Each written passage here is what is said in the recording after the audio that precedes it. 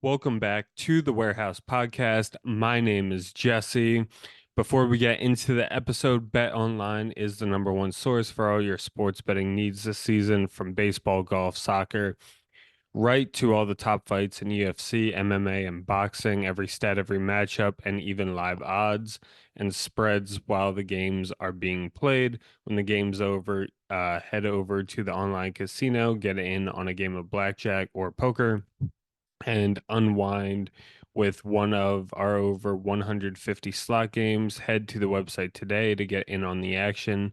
Use promo code BELIEVE for your 50% free bet credit on your first deposit up to $250. And Bet Online is the game starts here.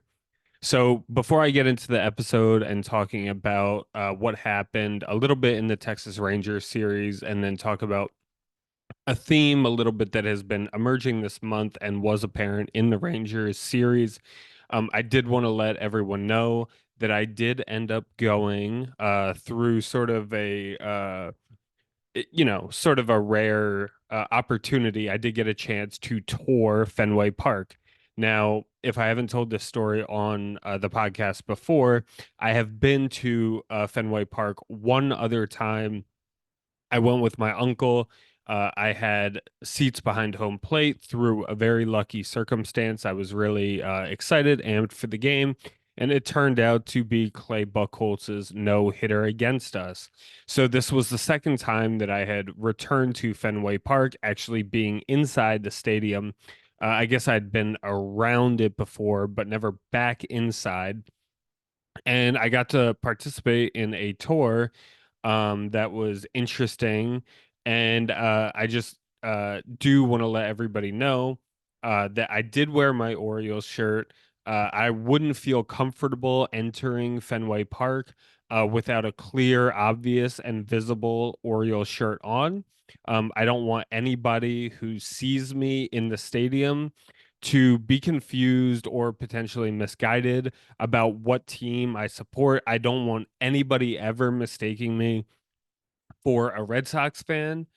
So I absolutely needed to make sure that I was wearing this Orioles shirt when I went. I did do the tour. It was pretty interesting. It was sort of like I remember. I mean, it is a tiny stadium.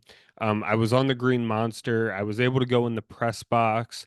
So there were some pretty cool features of it that I got to see, despite the newspapers that were hanging up that were boasting about the Red Sox World Series, the day after and stuff like that, that they had won.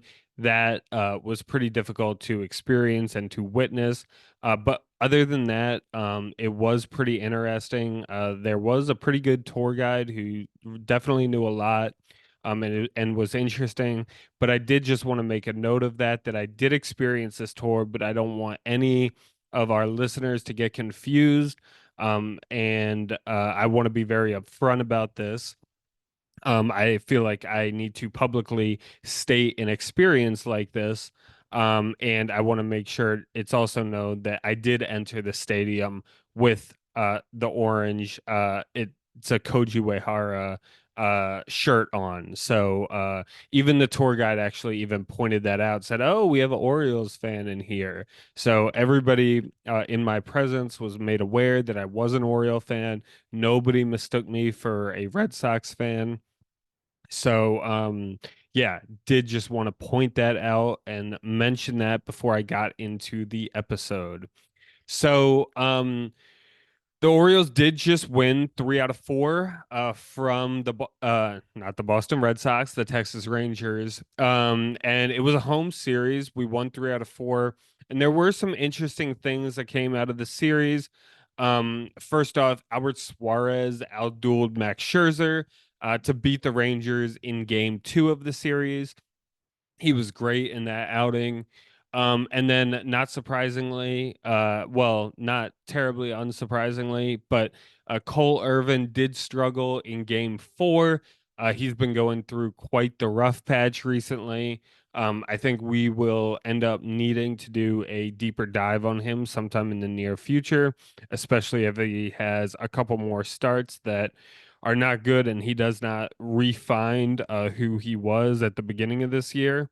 Um, and then, of course, if people haven't heard, Wyatt Langford did hit for the cycle against us in the game for Cole Irvin's start. That turned out to be the only game of this series that we lost, the final one.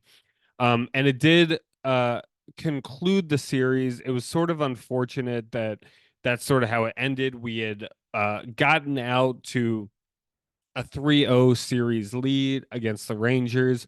And it would have been really great to have swept, especially since this is the same Texas Rangers that swept the Orioles in the playoffs last year when we matched up with them. So that was really unfortunate. And it would have been great to, even though these are not comparable series in terms of importance and relevance, it would have been nice to get some level of retribution, and maybe we did that. The Rangers are relatively struggling this year overall. So maybe we did get a little bit of retribution, even winning 3 out of 4, but it would have been nice to have the complete sweep. And to have, even if we didn't get that sweep, to not have lost game 4 as badly as we ended up losing it. So I did want to mention the last time I recorded an episode here, I recorded after the Braves series, and I was sort of doing an outlook on the rest of June, and I had sort of talked about how I had hoped the Orioles would do closing out the end of this month. Of course, this was one of the roughest months a baseball team could imagine in terms of schedule, because the Orioles only had one off day this entire month. And since that episode that I recorded, I sort of outlined sort of my hopes. We had 16 games at that point remaining in the month, and I was sort of had been hoping that the Orioles could go 10-6 over that time. And that really would have helped us, in my mind at that time, at least keep pace with the Yankees for the division lead. And the Orioles, but I had sort of also talked about how, maybe I should accept a situation where the Orioles go 8-8 and play 500 baseball for the roughest, one of the, the roughest stretch for the Orioles schedule wise. And the Orioles did play tough teams, in addition to just having a tough schedule. And the Orioles did end up going 8-8 over the course of those 16 games. Now, what I hadn't really anticipated at the time of me talking about that was that the Yankees would also hit a really rough stretch. So I had talked about the Orioles going 10-6, trying to keep pace with the Yankees, because at the time it seemed like the Yankees would not lose. And that was really difficult for the Orioles because the Yankees kept putting, even when we got wins, the Yankees kept putting pressure on us by forcing us to win games by so consistently winning and being a good baseball team. Um, so I had sort of talked about the Orioles, getting out of June, having gone 8-8 at a bare minimum, and the Orioles did do that. What I did not expect or anticipate at the time was that the Yankees would also have a really rough stretch over that same time period. So even though the Orioles did go 8-8, we didn't really have to do much more than that to keep pace with the Yankees. The Yankees had a really bad second half of June, did really, really badly and struggled. And now, even though the Orioles went 8-8 in the month of June, or in the second half sort of June, from the last time I recorded an episode, the Yankees completely fell off, and now the Orioles are basically tied with the Yankees for the division lead. And this is really, really encouraging because uh, as I said, this was a really tough stretch for the Orioles, that the Orioles had to endure. And I was just talking about, let's get out of June and then we'll figure out trying to find a way to make up ground against the Yankees. And here we are at the end of June.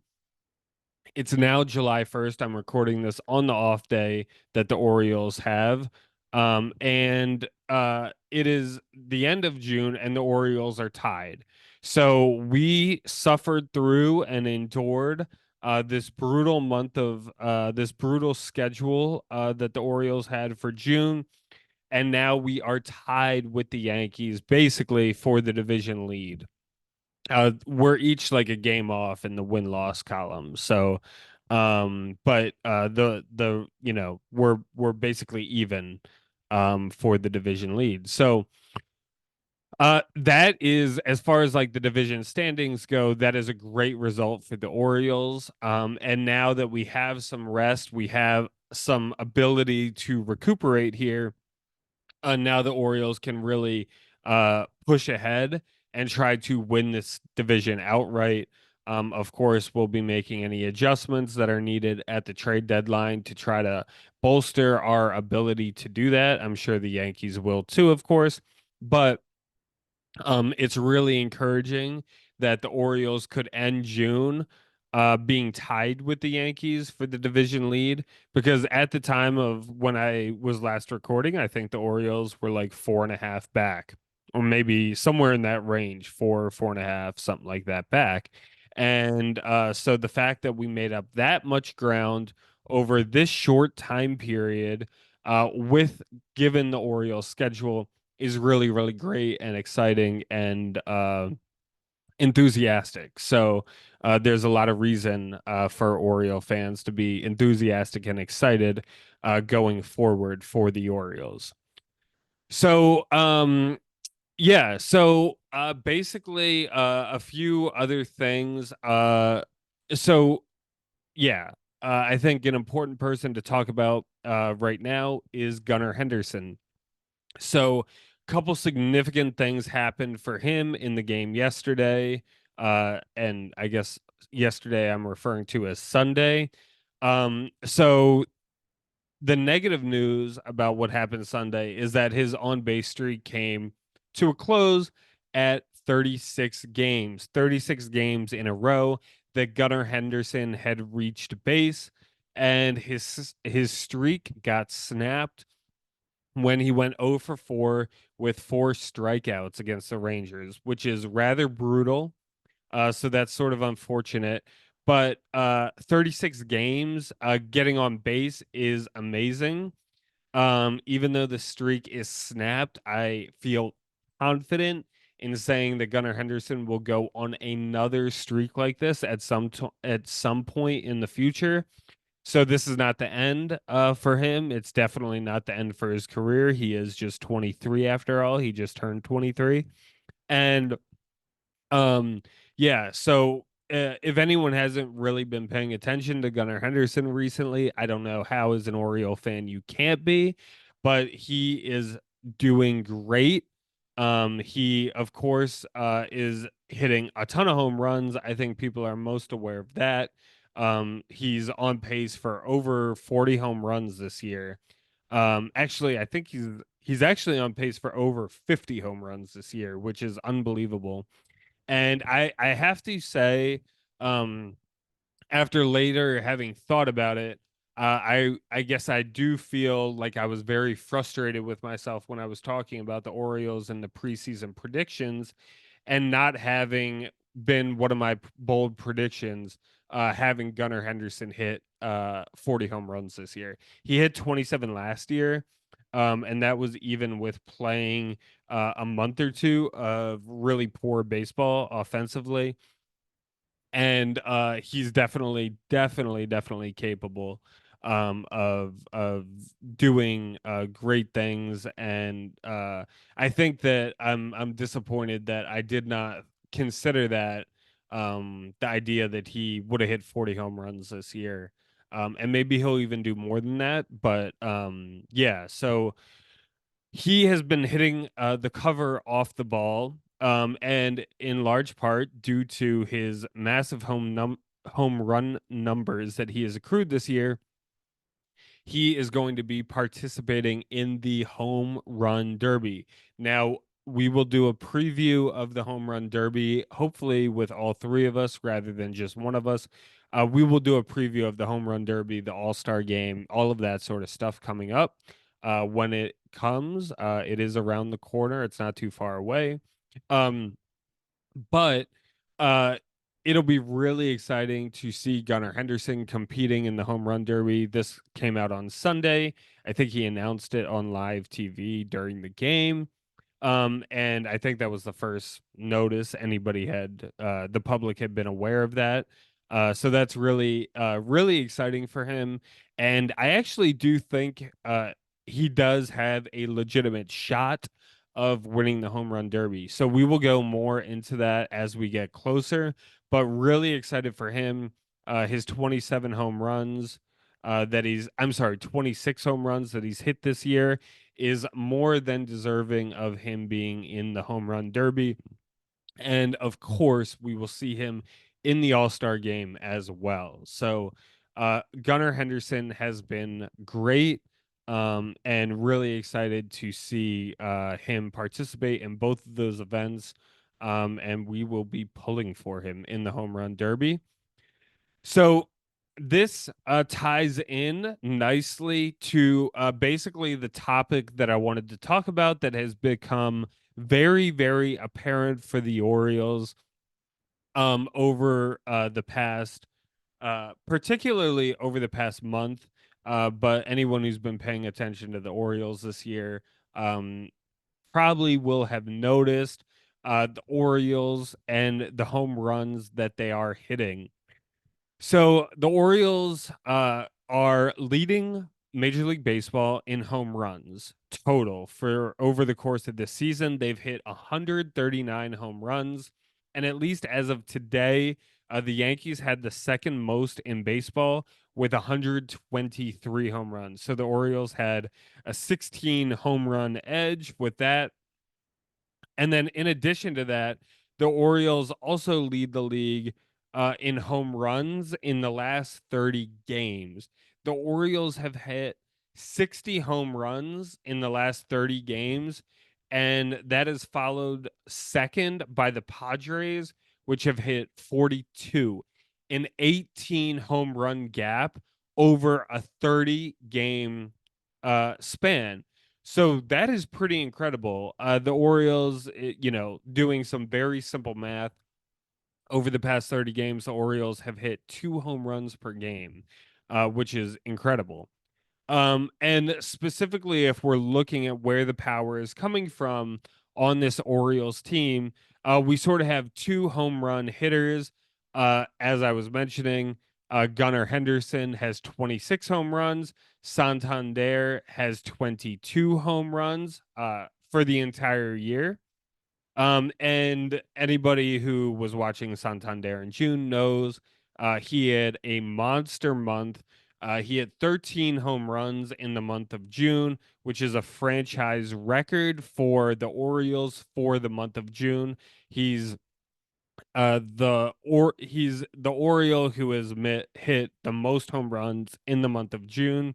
And Jim Gentile has the Orioles record for home runs in a single month. Uh, not counting just June, but any month, when he hit 15 in August of 1961. So Anthony Santander had a tremendous month of June with the home runs. I mean, he hit more home runs. He had 9 prior to June 1st, and he hit 13 in the month of June. So he went on an absolute tear for that 1 month. And now, yeah, he has a total of 22 home runs for the entire year.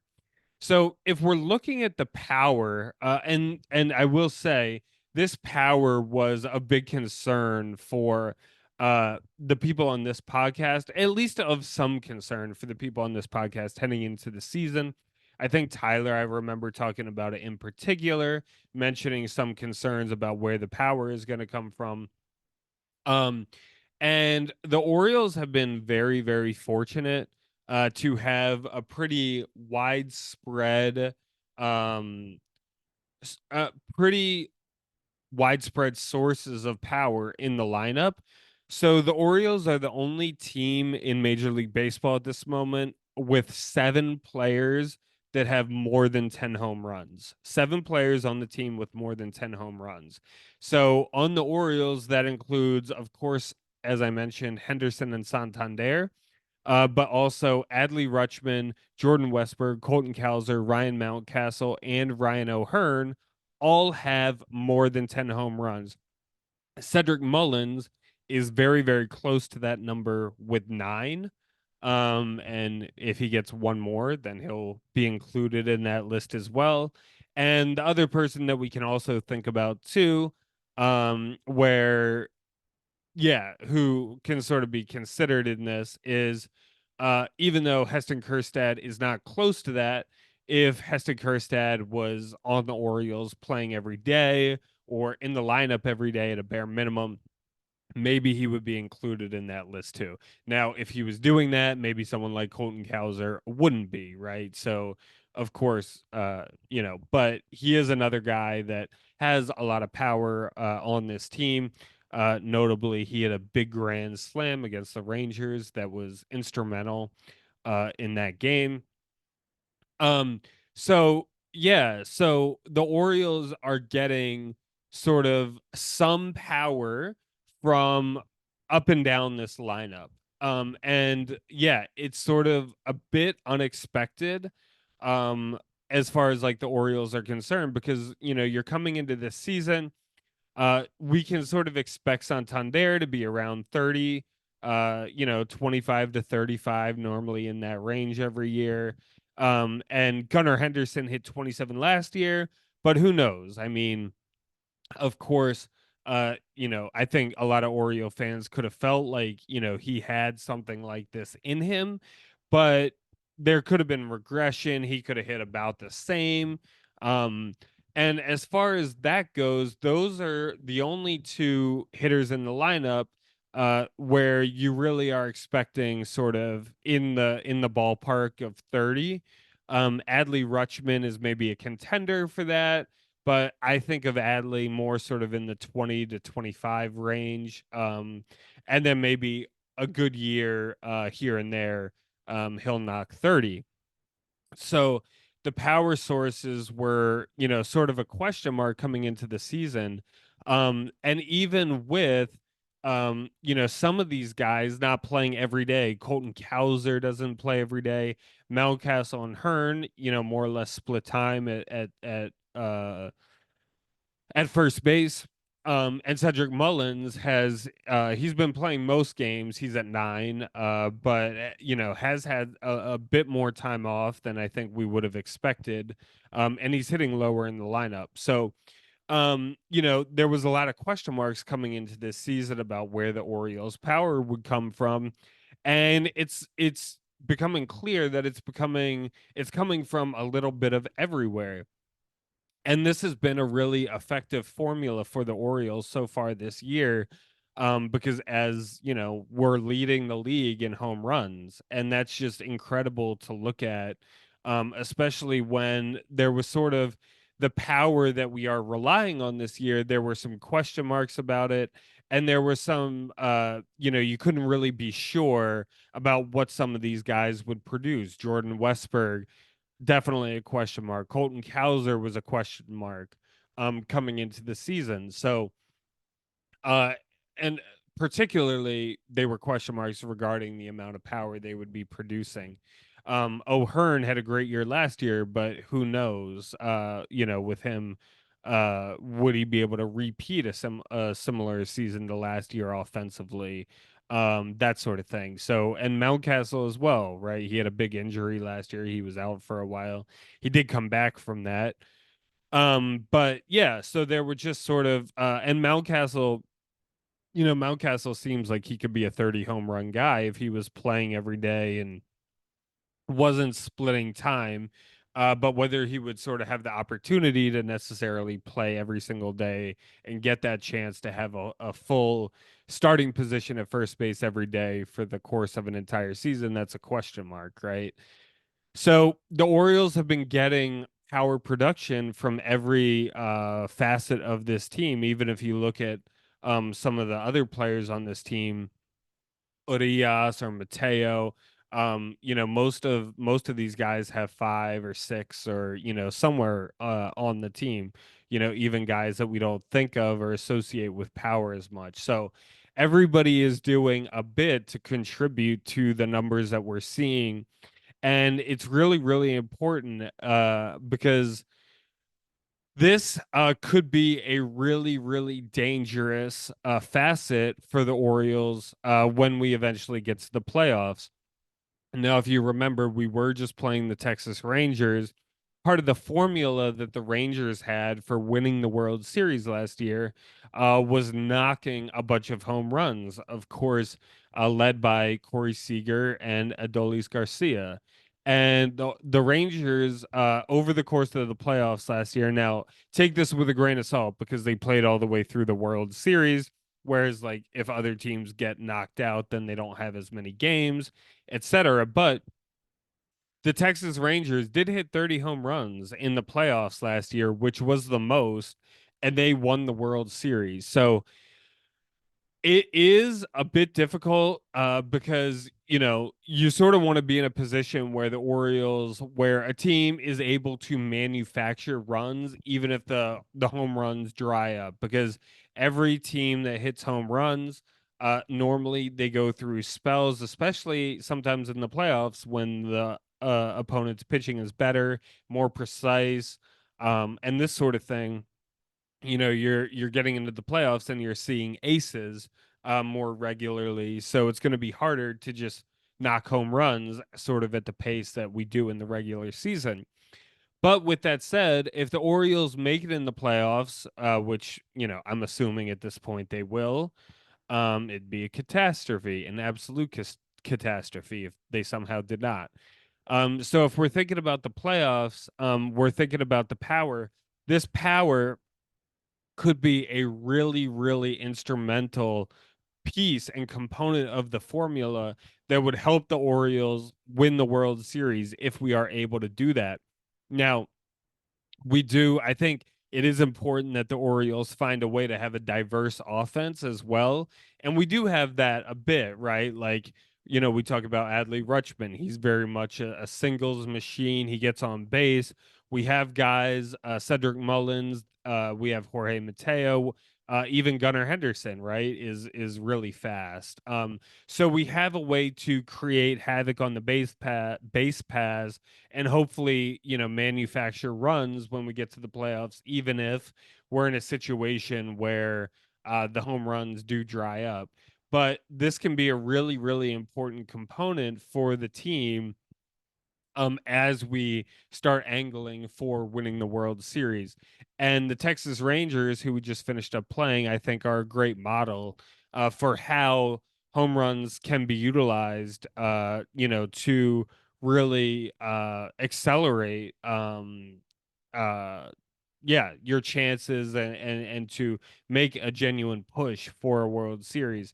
And historically we've seen other teams, if you think about who they played last year, right?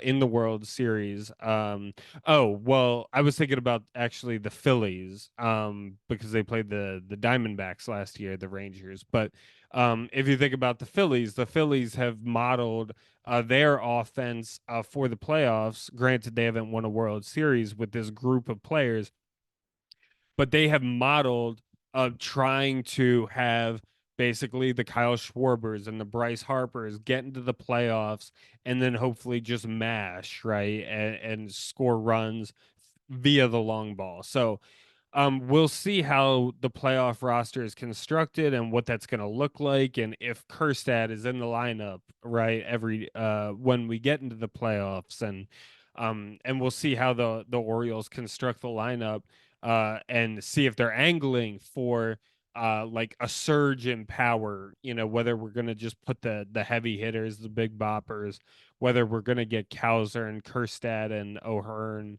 and all these guys somehow in the lineup, or how that's going to shake out. Mountcastle, of course, I'm thinking a little about too, but So, like if we're thinking about those four, maybe there's not room in the lineup for them every day, uh or in every matchup there's not room for all of those guys. So you're probably going to end up going with lefty righty matchups a bit and that sort of thing, but there are definitely a lot of sources of power that I think this is a component of the Orioles game right now, and a component that has been on full display in the month of June for everybody to see, that could have a really, really significant and impactful um, influence on how the Orioles do and how the Orioles perform in the postseason. And if the Orioles do end up winning the World Series, it is likely that the home runs will have played a big role and be a big part of that. So anyway, yeah, I think in the meantime, like I think we should be enjoying the home runs. We'll see how long this sort of trend continues. But it wouldn't be surprising if the Orioles, we already have such a you know, I guess a 16 home run lead. So it wouldn't be surprising if the Orioles ended the season with the most home runs in Major League Baseball.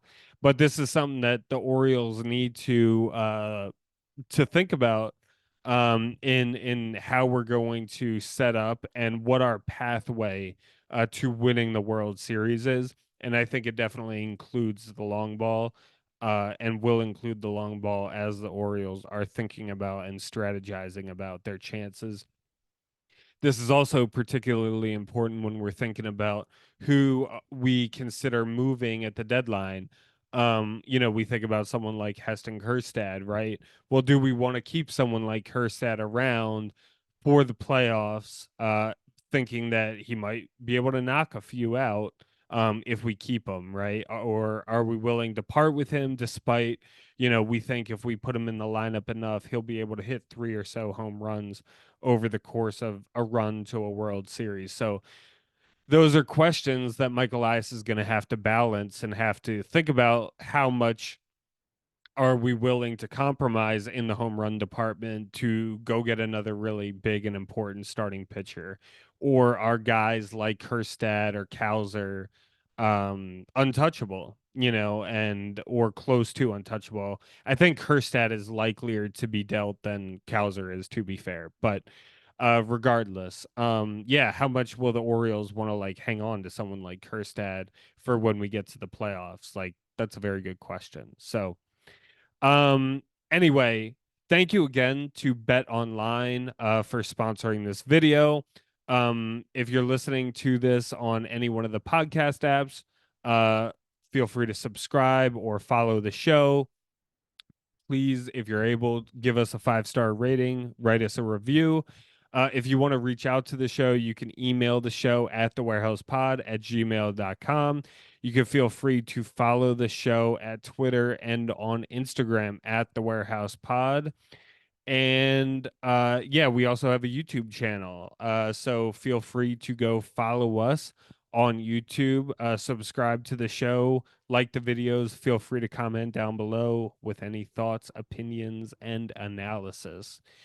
So, anyway, that'll wrap it up for this show. My name is Jesse. Thank you so much for listening. This has been the Warehouse Podcast, and go O's.